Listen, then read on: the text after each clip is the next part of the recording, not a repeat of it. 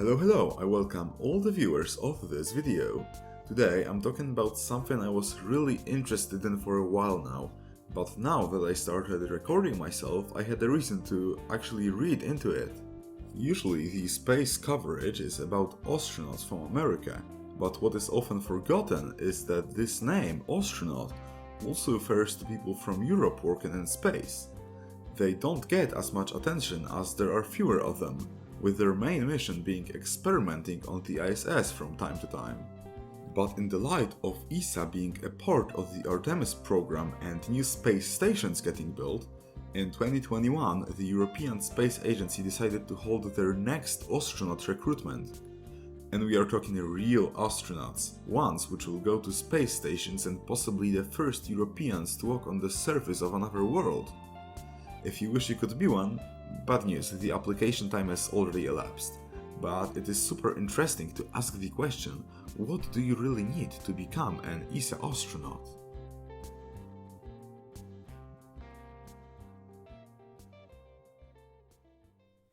So, soon we will see new ESA astronauts. Great.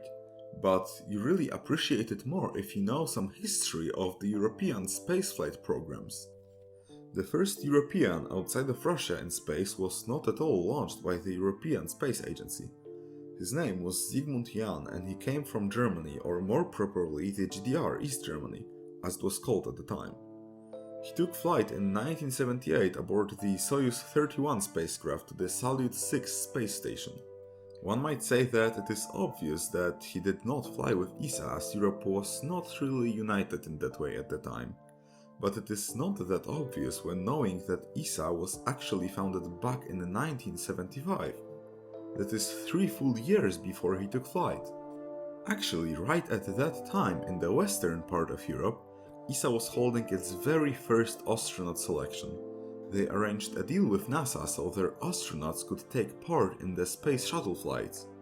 In 1978 they chose 3 first ESA astronauts, and out of them, Ulf Merbold from Germany was the first one to fly on the Shuttle Columbia in 1983 during the STS-9 mission.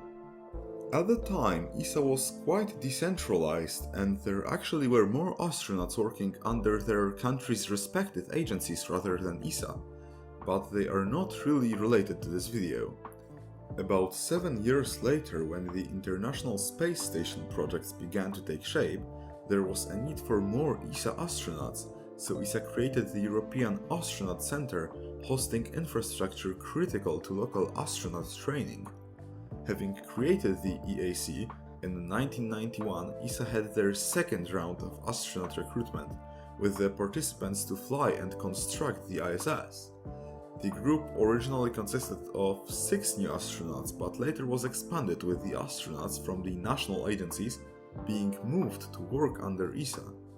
The highlights of this recruitment were working on the Hubble telescope and constructing the ISS. Fast forward 17 years, ESA hosted their third round of recruitment, with the main task being experimenting on the ISS. You can probably see some more familiar faces from those photos, as most of those astronauts are still active. This was also the intake that I originally knew about and wanted to discuss, but after a quick search I found that this in fact is not the latest from ESA. This year, 2021, marked a 4th astronaut selection, with promises more far-reaching than the previous ones. Of course, so far the main task for the brave people from Europe applying is working on the ISS, but some of them might get the chance to venture further, to the Lunar Gateway, or even become the first ever Europeans on the lunar surface. What a title to have! This is of course thanks to the collaboration between ESA and NASA in NASA's Artemis program, aiming to return people to our natural satellite. How many European astronauts will have the pleasure to visit the moon along with their American mates is still not fully determined, but looking at the spacious lunar starship design, I really have high hopes for those missions. The application process started on the 31st of March of this year and concluded on the 18th of June. But going back to the question, what are the requirements which need to be met by ESA astronauts? The agency is claiming that with some of the specifications they are flexible, but there are some boxes which every aspiring astronaut has to tick. For starters, with this one being perhaps one of the obvious ones, to work under ESA you need to be a citizen of an ESA member or associate member state. If your country is in red or blue on this cool simplified map made by ESA, you're for a good start. If you live in the green area, then sadly no, you don't qualify. Then, all ESA astronauts need to have a master's degree in one of the specified fields, which include natural sciences, medicine, engineering, mathematics, and computer sciences. The last one is the most interesting for me, as computer science was not accepted during the last 2008 astronaut selection. This sparks the question, what changed since then? Did they recognize the significance of this expertise in space, or do they have particular experiments that they need such astronauts for in mind? It is known that in space you can produce, for example, better fiber optics, so perhaps a better chip design is also not out of the question. But since I'm not an expert in that field, let's leave this out for now. After your master's, you also need at least 3 years of relevant postgraduate experience in your respective field, also quoting, showing progressive increase in responsibilities. This makes absolute sense. They are looking for people with not only theoretical knowledge, but also practical experience in problem solving. The progressive increase in responsibilities part is more mysterious, but what they probably mean is that they are looking for someone ambitious and active in their work. Outside of those STEM requirements, you also need to be fluent in English with at least a C1 certificate. This is quite important as English is not universally spoken in Europe, but since you are watching this video I can only assume you are fluent. Additional languages on B1 and B2 levels are also said to be an asset.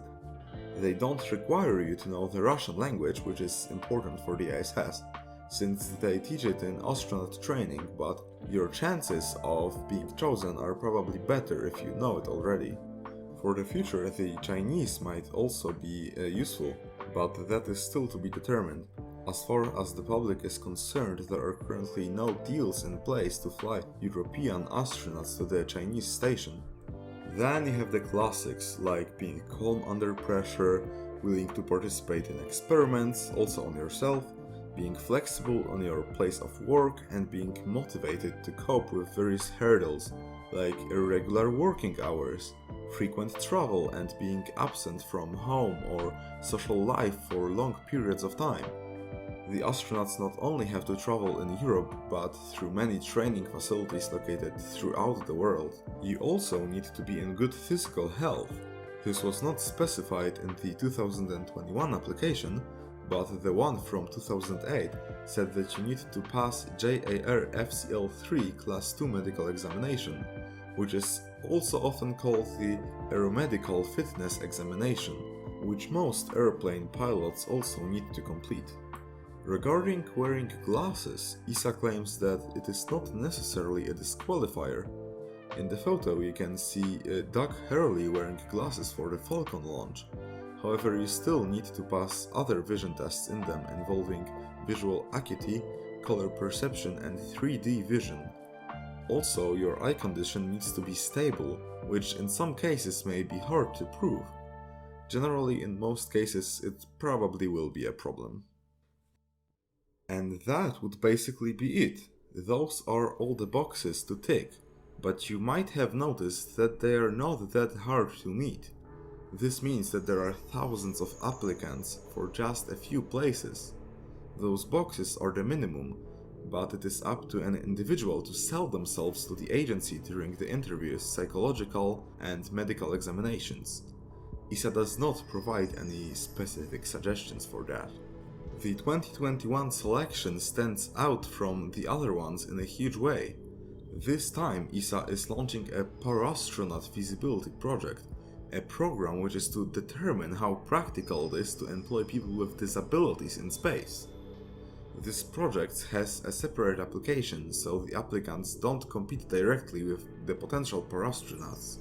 For the start, the agency chose only 3 disabilities to qualify for that program, namely leg deficiencies through and below the knee, a pronounced leg length difference, or a short stature lower than 1 meter 30.